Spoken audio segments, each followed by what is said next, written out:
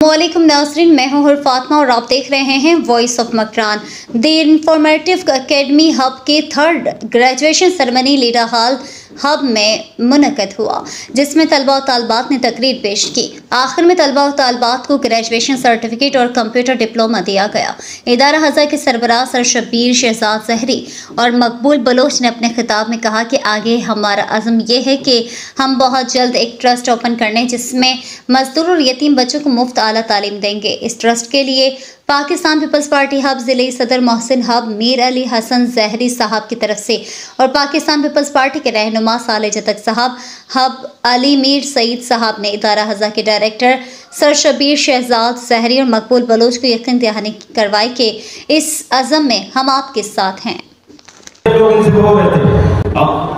सबसे पहले मैं